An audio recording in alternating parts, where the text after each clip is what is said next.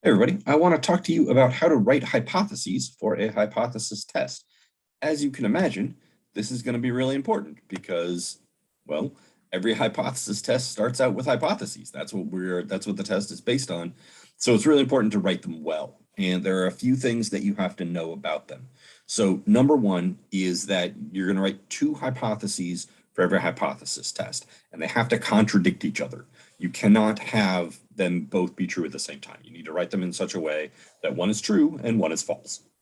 And this needs to happen because what we're going to do at the end of the process is we're going to choose one and we're going to say, we think this one is true and therefore that one is false. You can't have it where we say, we think this one is true, but this one also might be true. No, that's no good. We're going to pick one and be done with it. So when one is true, the other one has to be false. So if you recall from our last video on the main idea of hypothesis testing, we have a default position that we're going to take, that we're just going to default to if the evidence doesn't present us anything significant or strong or interesting. That default position is called the null hypothesis. It's a hypothesis that we're going to make. It is written H0 like this, H with a little subscript of 0. I'm sorry, I can't type these. It doesn't. Zoom doesn't allow for subscripts as far as I can tell. So I'll be handwriting those. That's why it looks ugly. Anyway, our default position is called the null hypothesis, and it's written H with a little subscript 0. The null hypothesis does not require any proof. That's our default. It's the thing that if we don't see anything interesting or notable in our data, it's the thing that we're going to believe. So you don't have to prove the null hypothesis. That's the position we default to if we don't get any interesting proof.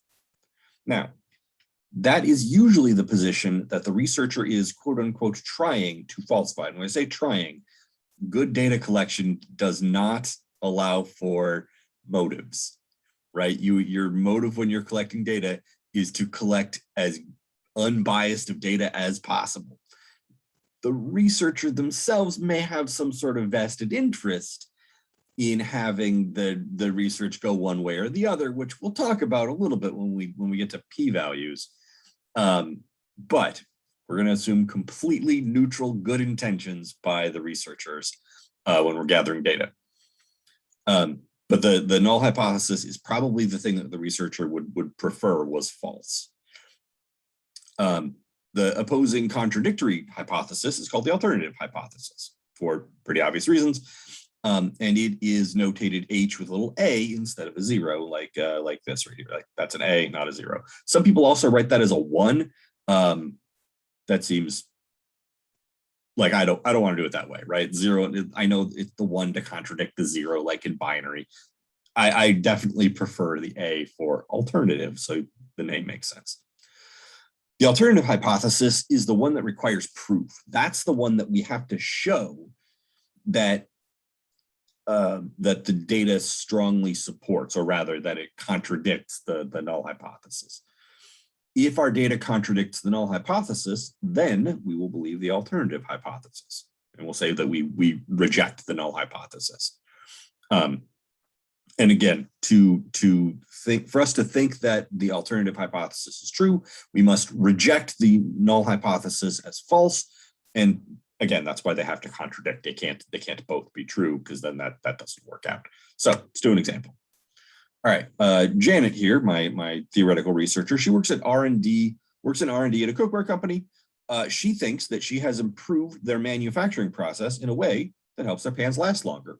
Now, from years of experience, they know that their pans currently last an average of 10 years, and we're going to write hypotheses for Janet to test Janet's belief. Now, in words, I might say something like this: the new process, the pans made with the new process don't last longer than 10 years. That's my default hypothesis, is that this thing that Janet tried didn't work. It's no better than it used to be. Again, it's the like boring one that the researcher probably wants to be false. Ooh, computer's running out of power. Pardon me, got to plug it in. All right, sorry about that. The alternative hypothesis is the thing that Janet wants to be true. She thinks she did a good job on this process. And so her alternative hypothesis is the thing that she wants and that she probably believes going into the research, but she's not going to gather data in such a way that supports it. She's going to gather the data and let the chips fall where they may. So Her alternative hypothesis is that the pans made with the new process do last longer than 10 years, as you might expect. Now, we don't usually end up writing these in words, although you absolutely can. Usually what we do is we write them in symbols like I have done down here. Now, there's advantages and disadvantages to that. I think the advantages are obvious, or at least one is, it's shorter. And this is honestly the motivation that I think most statisticians and stat students probably have for writing them in symbols is the brevity. However, one of the very important disadvantages is that there is a ton of information in these little, in these symbols. So let me just point this one out, this mu right here. That particular mu, right? You interpret that as population mean. Well, it's really important that you know what that means explicitly. So that mu is the population mean of pans, or population mean lifetime of pans that use the new process, right? You have to get all that information in there. That's really important. Similarly, this is the same thing. This is the population mean lifetime of pans that are made with the new process. And I want to point something out. It's really tempting to say something like, well, the null hypothesis is that the pans made with the new process, or pans made with the old process, last 10 years. And the alternative is the pans made with the new process last more than 10 years. That's not right. Don't do that, because those things don't contradict each other. Those can both be true at the same time. Your hypotheses must be about the same populations, right? So the null hypothesis in this case must be about pans made with a new process, and the alternative hypothesis must be about pans made with a new process. You can't have one be new and one be old. That doesn't work, because those don't contradict each other. They must contradict. All right, I think that's what I wanted to say about that. So let's look at some hypothesis facts, or properties, I should say. So again, they have to contradict each other. I can't emphasize that enough. We're eventually going to choose to believe one and not the other. So you can't write them in a way that they can both be true. Like, that's not allowed. They have to, we're going to reject one of them as false. We need it to actually be false. Otherwise, we're making an error. The second thing I want to emphasize here is that hypotheses are about parameters only. They're never about statistics. They are always about parameters. The reason we never hypothesize about statistics is that that's the data that we actually have. A hypothesis, just speaking in terms of English, a hypothesis is an educated guess. There's no need to guess about our statistics. We have them. So we're not going to be hypothesizing about statistics. We don't have parameters. We will be hypothesizing about those. Those are the things that we are attempting to figure out whether we believe something or not, because we don't have full data for that. So for instance, on the previous page, notice that these are mu's, not X bars, right? They are very specifically not the sample mean. They are the population mean, because these are my hypotheses. These are Janet's hypotheses about the population mean lifetime of the pans, not what the sample mean was in the data that she gathered. So always parameters, never statistics. Any equal sign that we have must go in the null hypothesis. We will talk about this later. I don't want to get into it right now. It has to do with the calculations that we're going to do, which I haven't introduced yet. We'll talk about that when we talk about p-values, why this is so super important. But do remember, equal signs always go in the null hypothesis. So for instance, this less than or equal to, the or equal to has to be in the null hypothesis. If you put it in the alternative, the math breaks. So yeah, you got to have the equal signs in the null. Okay, another example. Janine is a statistician who is curious about COVID vaccination rates among conservatives in Santa Barbara. This is a very valid thing to be curious about, I think, at this juncture. So the most recent data that Janine has suggests that about 40% of conservatives are vaccinated. And that data is gathered in a way that is not relevant to one particular county. Like the way that data is gathered, and by the way, I went and looked this up. The way that data is gathered is what percentage of people in counties that voted for Donald Trump are vaccinated, right? That's not a very accurate estimation of conservatives in general, because even counties that voted for Donald Trump, right, have a significant liberal population, and vice versa, right? Counties that voted for Joe Biden have a significant conservative population too. So what Janine is curious about is, within just conservatives, is the vaccination rate about 40%, right? Which is broadly what it might be nationwide. So that's the thing that she wants to test.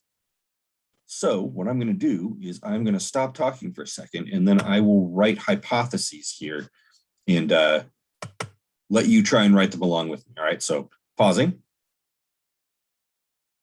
Okay, writing hypotheses. I hope you paused the video and tried it. I'm going to write the hypotheses now. So Janine's null hypothesis, in other words, absent other information, what is the thing that she believes? Well, the data broadly suggests about 40% of conservatives are vaccinated. Maybe like that's a good default to go with, right? So we're going to want to say that 40% of conservatives are vaccinated. So I'm not going to write the parameter yet for, well, you'll see why in a second. So I want to think about what the parameter is here. It's not mu, because this is not a numerical variable. It's a categorical variable. This is yes or no. So Janine is interested in the proportion of conservatives in Santa Barbara who are vaccinated. So the parameter that we're using here is P. Notice that it's not P hat, which is going to be our sample proportion, right? That's the data that we're going to gather will give us a P hat. But we are hypothesizing about P, the population proportion of Santa Barbara conservatives who are vaccinated against COVID. So the alternative hypothesis to that, Janine doesn't have a sense of whether more or less than 40% of conservatives are vaccinated, and doesn't really have like a rooting interest either way. So she's just interested in whether the proportion of conservatives who are vaccinated is 40% or not, right? Or something else. So not equal to is what we're going to use for our symbol in the alternative hypothesis. One thing I want to point out here. Oh shoot, I forgot what I wanted to point out. Oh yes. What we're going to do eventually is gather data and see if the proportion that we get in our data of vaccinated conservatives is significantly different than 40%, right? If we get 39% in our data, that's not enough evidence for us to think that it's not 40%, right? So it would have to be somewhat far away from 40%, right? Like 60%, right? You know, let's say we take our survey and it comes back 60% of conservatives are fully vaccinated from our survey. Well, that makes us think, oh, P is probably not 40% in that case. But the same thing would be true if it came back at 20%, right? So either higher or lower. So one way you can think of not equal to is greater than or less than, right? That's what not equal to means, is that some number is greater than or less than the thing that we were thinking it was. So I believe that's what I wanted to say here. So this is what your hypothesis should look like here. So be careful that you're always using the correct parameter. It's not always going to be mu, although there's going to be a lot of mu's. Like, don't get me wrong, it's going to be mu a lot of the time. Mu and P are going to be our most common ones at first. Eventually, we will learn some other parameters that we're going to test for, and we're some sort of derived parameters, but I'll describe those when we get there, but that's not until the third test. Yeah, so here are the hypotheses that Janine would want to test. All right, I got a little bit more facts about hypotheses here. So you can, in theory, do a hypothesis test about any parameter. We will eventually do some about sigma, the population standard deviation, as well as a couple other things. The reason we'll keep our parameters relatively limited that we're doing hypothesis tests on is that we have to know the sampling distribution of the parameter, or excuse me, sampling distribution of the statistic. I said that wrong, and I wrote that wrong here. That word, this parameter right here should say statistic, because we need to know the sampling distribution, which are not of parameters. And the only ones that we're really going to learn are, well, we know about binomial, right? The proportions are binomially distributed. And we have the central limit there in both kinds, or both versions, to tell us about the sampling distribution of the sample mean and the sampling distribution of the sample proportion. And that's kind of all we got right now. We'll learn about the sampling distribution of standard deviation eventually, but we're never going to learn explicitly what the standard deviation or what the sampling distribution of, say, the median is. Although that's an entirely other class called distribution-free statistics that we're not going to get into. Yeah, so those are really the ones that we're going to be doing most of our hypothesis tests about, which is fine. There's absolutely no way that we could learn every single hypothesis test that there is. There are hundreds, thousands, I don't even know how many. There's a lot. And we're not going to try to cover all of them. What I want to do is give you a sense of how generally to do hypothesis tests. And then if this ever comes up for you, you can learn specifically the one you want to do. Right? But there's many different kinds of hypothesis tests. Oh, the other thing I wanted to say, alternative hypotheses typically come in one of three forms: greater than, less than, or not equal to, right? Like you can see the first one that we did here with Janet's pots or Janet's pans is that the alternative hypothesis had a greater than. And then in Janine's test, we had a not equal to, because she's just testing to see whether something is true or not, right? Whereas Janet had a vested belief that she had improved the process, and therefore the pans were lasting specifically longer, not just a different amount of time. Right? Janine, no particular rooting interest, just wants to see if the vaccination rate among conservatives is 40% or not. So that's why you get the not equal to. And as you can imagine, the other one's less than, and you'll never guess what my last example is about. So Allison is a track coach. She has read about a training method that could potentially help her sprinters improve their times. So we want to write the appropriate hypotheses to test if the new training technique works. So I'm going to do the same thing I did before. I will stop talking, let you pause the video, and then we're going to come right back. So stopping talking. I hope you paused, and we're gonna write some hypotheses here. So we got null hypothesis, alternative hypothesis. Now I want to point something out here. I actually think that a lot of the time it is easiest to write the alternative hypothesis first. I haven't been doing that to this point. That's a terrible A. I haven't been doing that to this point. I've been writing my null hypothesis. Oh my God, what is wrong with me here? Sorry, I can't write an A. Good enough. I've been writing my null hypothesis first, but you certainly don't have to. And in fact, I would say most of the time it's probably conceptually easier to write the alternative hypothesis first. It doesn't actually matter which one you do first. You're going to do them both before you start gathering data or whatever. But for me, I think of the alternative hypothesis as what's the thing that we're trying to show or that we would be interested in improving, and that's usually the way you write you're going to write your hypotheses. So Allison wants her sprinters' times to go down. She would like the average time of her sprinters to decrease, right? So whatever her current time is, or whatever their current average times are, I'm just going to call that T0, right? So we're going to say that mu, the average time with the new technique, is less than whatever their average time currently is. I'll just call that T0, right? That T is going to change depending on which person she's talking about, right? So I can't just put a number there, right? So let's say her, she's a high school track coach, and one of her 100 meter runners typically runs or has an average of 11 seconds. That T0 would be 11. A different person might have an average of 11.4 seconds, and so T0 would be 11.4. So whatever whatever time is relevant to the person, which I'm just going to call T0. But she wants that to be less, right? So she wants their new time to be less than their current average time. Now, the opposite of this, right? So once I've written my alternative hypothesis, it becomes clear what the null hypothesis should be. So it's not technically necessary to do this, and I'll discuss in a second, but I'm going to write my hypothesis, or write my null hypothesis, so that it covers all the bases that are not covered by the alternative. you can technically do this if you want. Mu equals T0. Right, that is an acceptable null hypothesis in this case.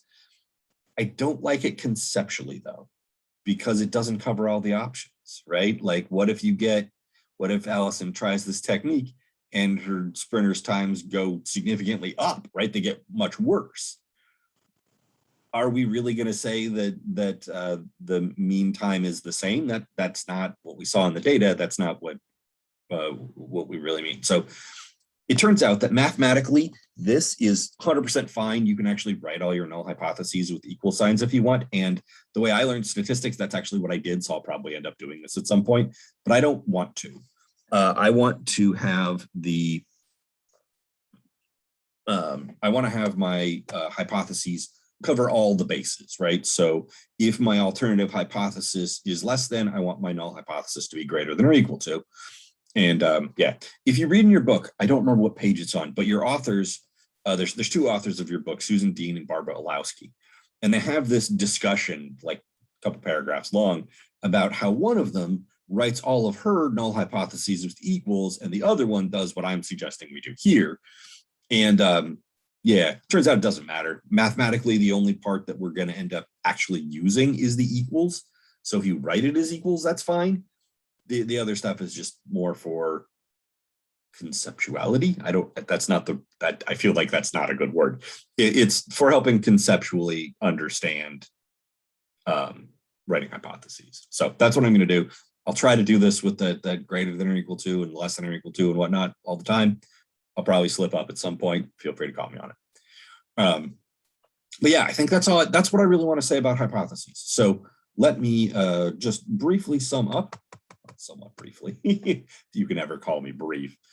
What we're going to do for hypothesis tests is we're going to choose between two hypotheses, the null hypothesis and the alternative hypothesis. The null hypothesis is the default. It does not require any proof. It is what we will default to if our sample is not interesting. The alternative hypothesis, on the other hand, is interesting. That's a thing that requires proof, right? So whatever thing that requires proof and is not just what you'd automatically believe, that's your alternative hypothesis.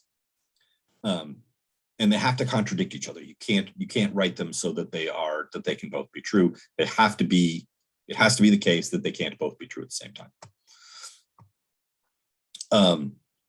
They're always about parameters. They're never about statistics because we don't need to hypothesize about statistics. We only need to hypothesize about parameters.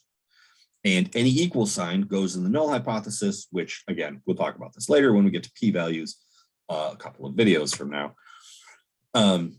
Some of your hypotheses are going to be, or some of your alternative hypotheses are going to be less than, some are going to be greater than, some are going to be not equal to.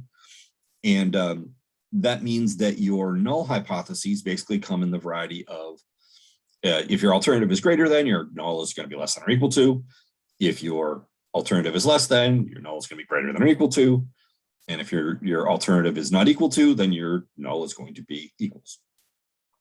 The greater than or less than are usually pretty easy to identify. It's usually pretty clear if the researcher thinks something has increased or decreased or whatever.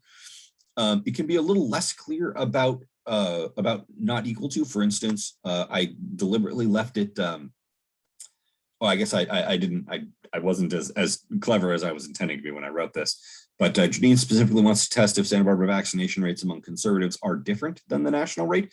I could have written that in a much sneakier way. I could have said, Janine specifically wants to test if Santa Barbara vaccination rates among conservatives are the same as those in the national, are the same as the national rate, right? And that's actually the same question, right? Testing whether something is the same has an implied or not in it, right? She's testing to see whether they are the same or not. And the or not is what's telling you that it's not equal to. Another way to look at that is ask yourself if in the situation presented, just different than is what they are looking for, right? If something lower would cause this person to, or would need proof, and if something higher would need proof, right? If both directions cause you to want to disagree with the null hypothesis, then what you've got is a not equal to. So I know I'm being a little vague here. I kind of have to be, because English has a lot of variations, and the way you write things will basically determine what kind of alternative and therefore null hypothesis you have.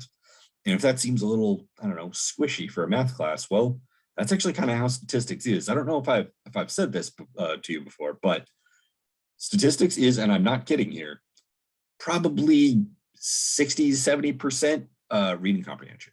Like I'm actually not kidding about that. Knowing what to do based on what you have read is almost all of the work. The actual work that we're going to do is pretty simple. Like you'll see when we do these, I'll do a couple by hand, but eventually there's just calculator functions we're going to use. We're just going to press a couple buttons and that's it, right? It's not that hard. And therefore, understanding which buttons to press and why is the important part. And where that information is communicated is in how the problem is written. So mostly reading comprehension. And so you have to read really, really, really carefully. I know I'm emphasizing, I know I'm hitting that pretty hard.